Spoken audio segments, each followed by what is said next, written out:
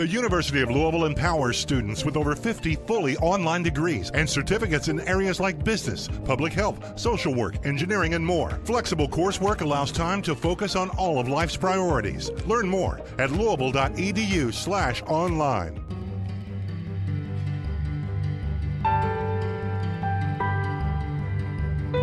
From the University of Louisville's Delphi Center for Teaching and Learning. And the University of Central Florida's Center for Distributed Learning. I'm Kelvin Thompson. And I'm Tom Cavanaugh. And you are listening to the final 15 episodes of Topcast, the Teaching Online podcast. Yes, you are listening to the final 15, but important caveat, disclaimer, they are the final 15 scheduled episodes. Oh, yes. Scheduled, because you never know what we might do in the future when the moment strikes or we have a burning desire to share an opinion or an insight or a thought, or you just can't keep us away from your podcast feed. We might pop in the future and have a few pithy comments and share a cup of joe. Who knows? Comments, yes. Few, could be. Pithy? Pithy, yeah. Some of us are better at that than others. I'm making no eye contact. Yeah. That's right. So I see you sipping. I am. Yeah. In my, as this episode releases, it is October. I have my Witch's Brew Happy Halloween Jack-o'-lantern spider mug. Awesome. Yeah. Does it taste spooky and eerie? I expect to see dry ice kind of, sublimating off the top. Well, as you know, I think I do a slow rotation, very slow in some cases, through all the coffee mugs in the office. And this one, since it's seasonal, it occurred to me as I was taking my first sip and looked into it, it was a little spooky because, oh, look, that room's a little dusty. There's some dead bug floating in it. It's been a year. Oh, look at that. All right. Well, that may be a little extra for the coffee. So I know what I'm drinking. You have a beverage there? I don't. I'm drinking, as I have the last couple episodes, I think a deconstructed coffee, which is fine, right?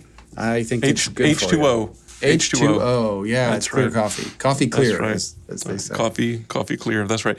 Well, this is a little unusual for me. I have a colleague I share a wall with, Dr. Robin Zarnt, who has this nice, fancy coffee brewing system. I don't know a whole lot about it. It says LOR on it. Kind of reminds me of one of those Nespresso kind of things. And frankly, I was getting kind of close to the start of the recording time, and I'm like, I think I'm finally going to take her up on the offer to make a cup of coffee. So I went over there, and this is Malabar hazelnut coffee through the brewing system. So it was kind of a grab it, trusted resource. Like Robin has said, hey, do this thing and come by anytime you want. And I'm like, why I need something. I'm going to go right there and get that right now. And I like a good cup of hazelnut now and again. So it was tasty. So I don't know, Tom. It's a desperate Hail Mary move, but I thought maybe there's a hint of a connection in my choice for coffee to today's episode topic. Can you find something there? No. I've been thinking as you've been talking. I don't know. I'm in the revolving door dizzy now. I'm not sure. That's right. Well, where I was going was collegial invitation into a ready access resource is where I was going. That's where I was going. You want to tell people what we're doing, maybe? Yeah, so today we're taking a little break from the Pillar Panel mini-series that we started with Dr. Melissa Vito and Ray Schroeder.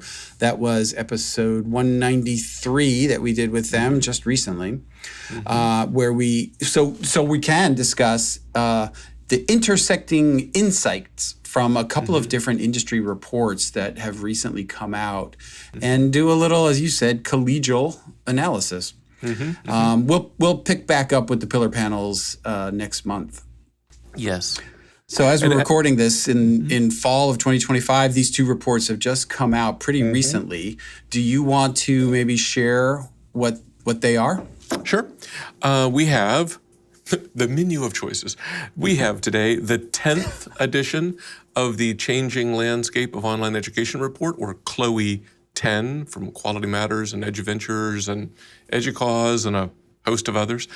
And secondly, from UPSEA, we have the Benchmarking Online Enterprises, or BONES, report for 2025. Appropriate for Halloween. Ooh, I like it. I didn't even plan that. That's nice. I like it. Skeleton report. We should try to float that out there and see if that goes. No? Skeleton report. Brilliant analyst and friend of Topcast, Dr. Glenda Morgan, has also synthesized insights from both reports in a piece for On EdTech entitled Great Expectations, Fragile Foundations.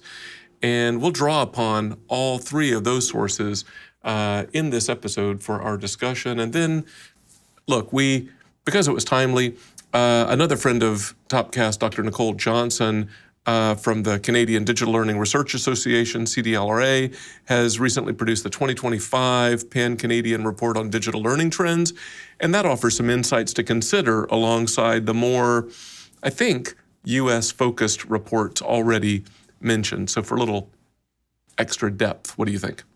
Yeah, I think it's great. And in the interest of full disclosure, for the past 2 years, I have served on the advisory board for the CLOE report. But I think I can comment on it objectively because I'm a big fan of that report, and I think they do a great job, and it's a great service to the community, as is the BONES report. And I assume, I'm not as familiar with the Canadian report that Nicole referenced to you, but I'm sure for the same reasons. Although it's interesting, I believe, and we were kind of having this conversation before we hit record, that both the CLOE report and the UPSEA report include some Canadian institutions, but I don't know if I can say that with 100% certainty.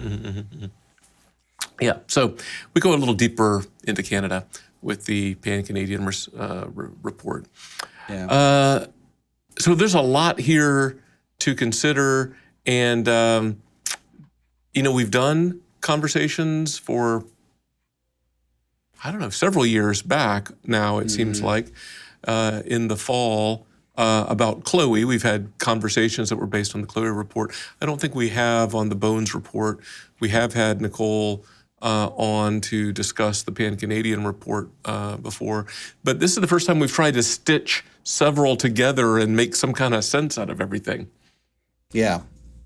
I agree. But it's as always. I think you could say that this topic is timely. Anytime it comes out, right? These reports come out annually, and in that regard, and this is the 10th CLOE report, right? Yeah. Every time they come out, it allows you to sort of track progress year over year, and you can see growth or changes or the evolution of the market, and like the introduction of AI and MOOCs or whatever it was at the time. It's a great way to kind of see how these things impact the overarching trends that have been documented almost longitudinally over a number of years. Yeah. No, that's right. So where would you like to jump into the topics du jour? Topics du jour. Bet you're sticking with your menu idea. Yeah, sure. Yeah, there you go. Well, I mean, one of the things that Morgan gets into here and has talked about at some length, in fact, I think even when we had her on the show, she talked about this a little bit. This idea of institutions having, the title of her thing is Great Expectations, Fragile Foundations, right? And so this idea of, all right, we're gonna do online, and isn't that great? We're into it as an administrative mandate or initiative or whatever it might be. So we need 10,000 students by next year, right? And here's $1.52 for you to go get those 1,000 students and build programs and, make it quality and find them. And so there's these misaligned ambitions versus reality of achieving those ambitions. And it's a hard conversation to have on campus because there are these like presidential statements and expectations that become really hard to deliver on if the resources aren't there or if the time isn't there. I remember Phil Hill, who Morgan works with, he said in a Chronicle of Higher Education article, and I only remember because we're referenced in it, that the best time to do online learning was 10 years ago. The second best time is right now. Yeah. So there's a little of that going on. No, that's right. I think Morgan in her piece talks about strains, and she talks about less tangible strains. And when we first considered doing this episode, you and I had a conversation with our producer, Tim Reed, and Tim was like listening to all of this and reflecting back. And he said, well, it sounds like there's a tension between what's being asked for and what's being offered, which I think is what Morgan was getting at with those less tangible strains. And a couple that she calls out are and maybe we can talk about these a little bit. You've hinted at them.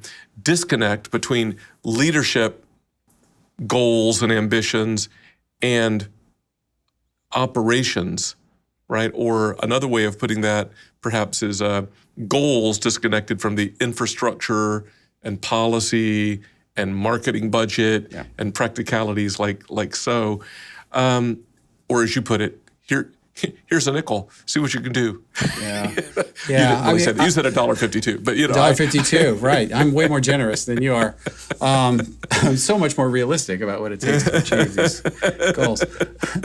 I've said for a long time, and so if anybody's heard me say this, I apologize if I'm repeating myself, but a fear I have in this space is our ability technically to deliver online instruction outrunning the quality supply lines that feed it. Yeah. And this is sort of an example of that. So you could say, okay, Mr. or Ms. President, we've got a whole brand new program we're launching in a month, and we've got all the courses, and they're all in the LMS, and all you've done is put a course or a program on a website and market it, and then create a bunch of empty shells and told faculty, go teach.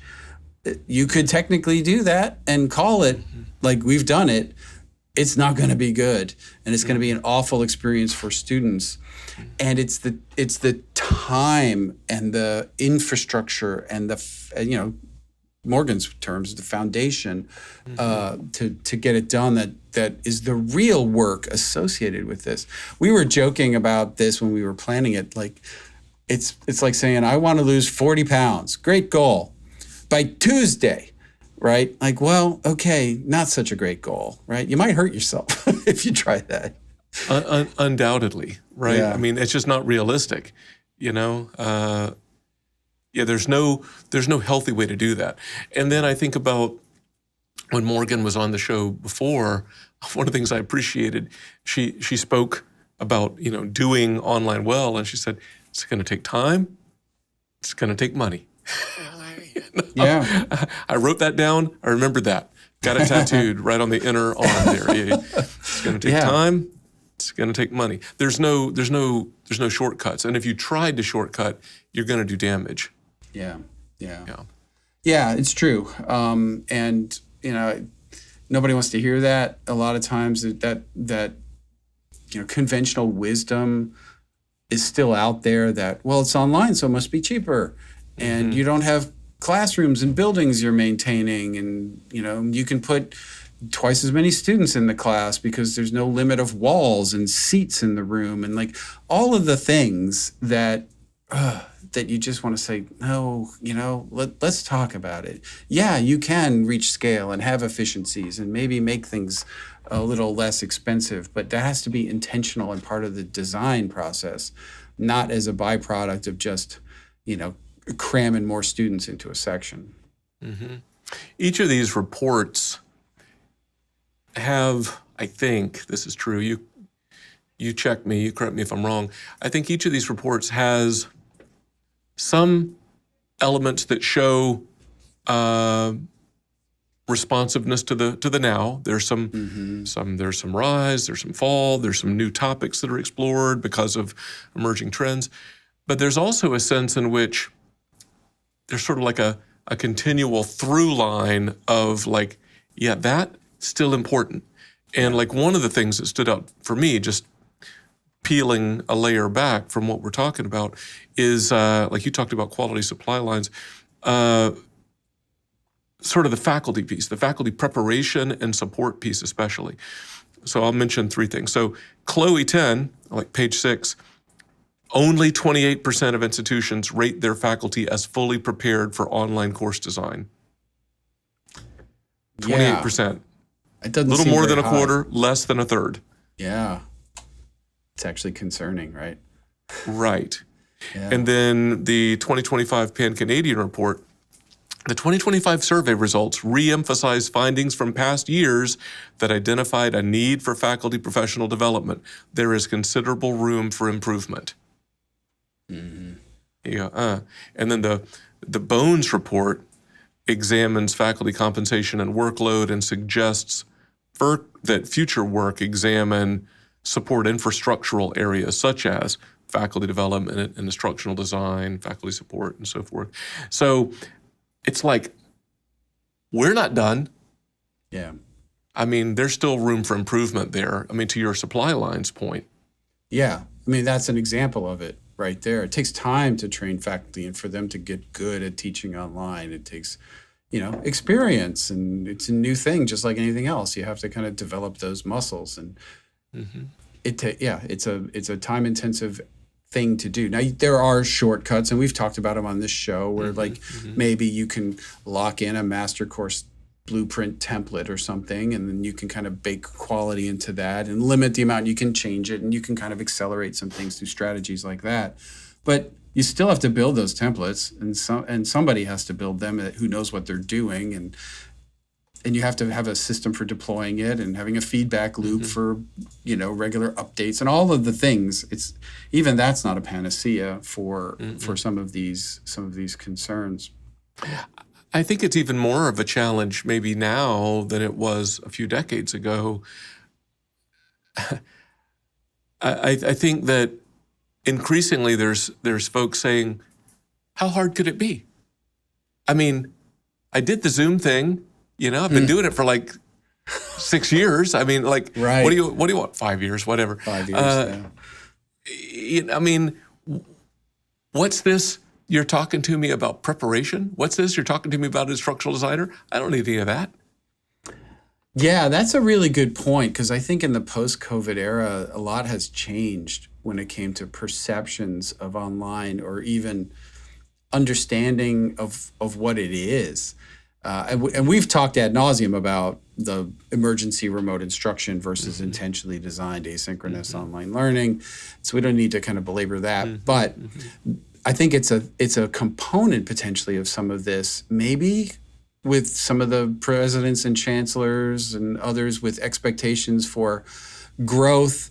Hey, we turned the whole university upside down and made it online in a matter of a week and a half, and so why couldn't we just launch new programs every other week? And, so yeah, that's not what we're doing, Mr. Ms. Chancellor.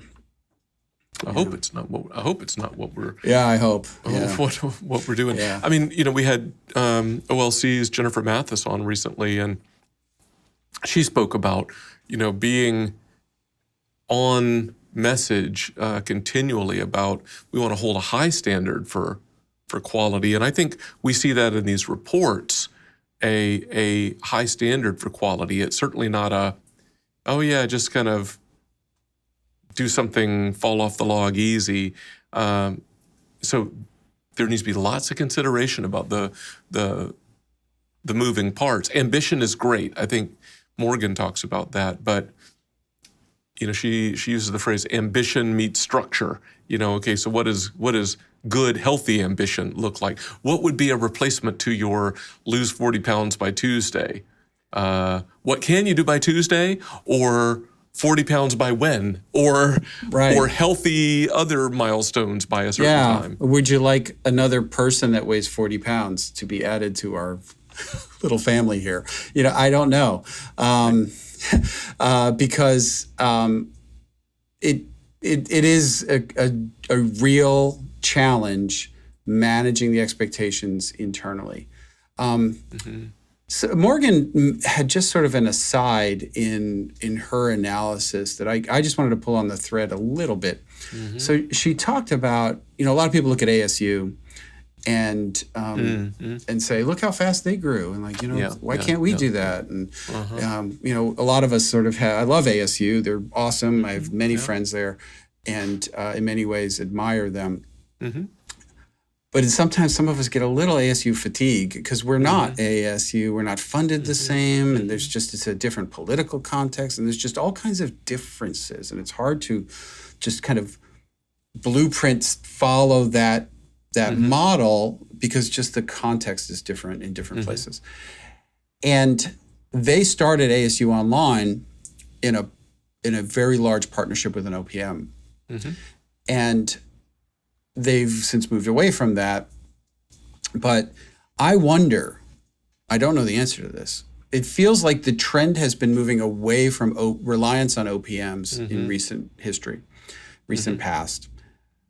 If there is more and more pressure from senior administration and boards and others to launch online programs quickly, could we see that pendulum swing back to the external partner place where, the reason you go with an OPM mostly is if you don't have internal capacity and you need speed to market. Well, that's what basically Morgan's talking about in here. And, are we going to reach a point where we have to outsource that again? I don't know. And I'm not anti-OPM like some others. I think there's a time and a place for them. But I think you need to be intentional and know what you're doing if you do decide to get into a partnership with an OPM. Well, I guess the only thing I'll say about that, I don't disagree, is it's like having a charcoal fire. Maybe you're going to do some grilling. You can get fire burning pretty quickly by squirting some charcoal lighter on there. You've been to our Boy Scout campouts, I see. Yeah, and that's great. But at some point, those briquettes have to ignite. And if they're wet or old or whatever, you can keep burning the charcoal lighter. I think there has to be a handoff, right? It really does have to transition at some point in some way. There has to be a there. Yes, that's right. That's a great analogy, a metaphor, however you want to use it. I may steal that a little bit. Oh, yeah, sure. Eventually, the thing itself's got a light. I would hope. Yeah, you can't just keep burning the liquid, the lighter fluid. Yeah. Sooner or later, you're going to run out of lighter fluid, and to stretch the metaphor to the breaking point. I don't know if your burgers or hot dogs or steak or whatever starts or tofu patty is going to taste like lighter fluid. I don't know what that would be like. You're like, my Impossible dog tastes like a lighter fluid. It's not as good as I was hoping it would be. Well, that's because the briquettes never did light, and I don't know if that translates for the OPM thing. Maybe not, but sustainability wise, I think there's got to be a there. Yeah, absolutely. I did want to throw on the table this one quote from Morgan's piece, which I thought was very thoughtful. It's a longer version and a more unpacked version of it's going to take time and it's going to take money, I think. But again, she's talking about ambition, right? She's ambition rooted in a realistic understanding of institutional capacity, a shared strategic vision, investments in policy and infrastructure, and a culture that supports online learning as a core part of the academic mission, not an auxiliary one. That's what we need. That's what she said. And I thought, yeah. Yeah, amen. Couldn't agree more. And, shameless plug, she does sort of cite UCF in that analysis as having done this a long time ago. Not just us, but she's got Oregon State and I don't remember, ASU, I think maybe in there. Yeah. So it's nice company to be in.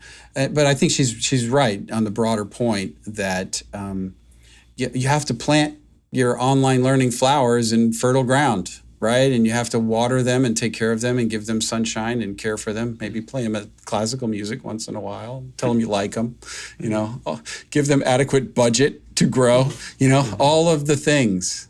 Let's put all the metaphors on the table today. Sure, yeah. Then light them on fire.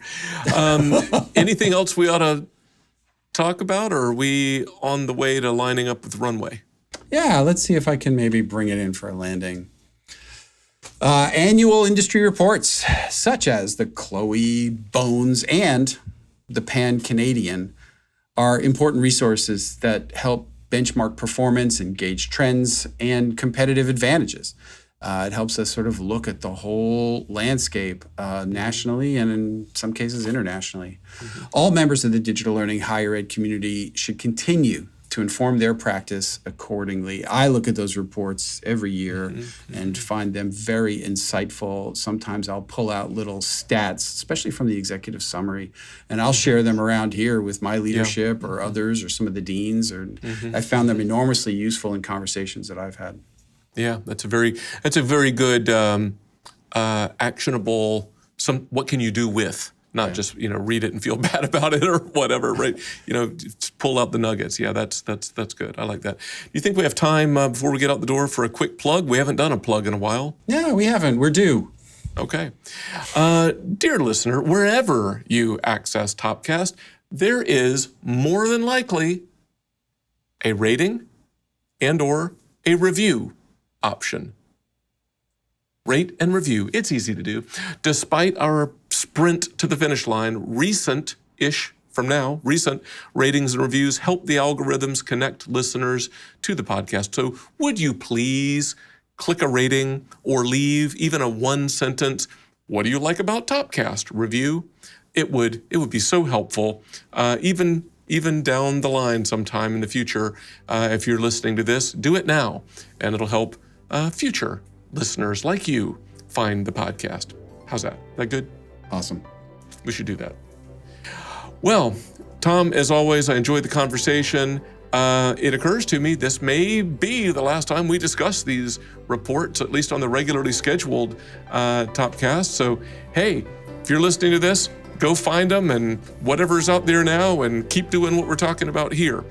Yeah. But until next time for Topcast, I'm Kelvin. And I'm Tom. See ya.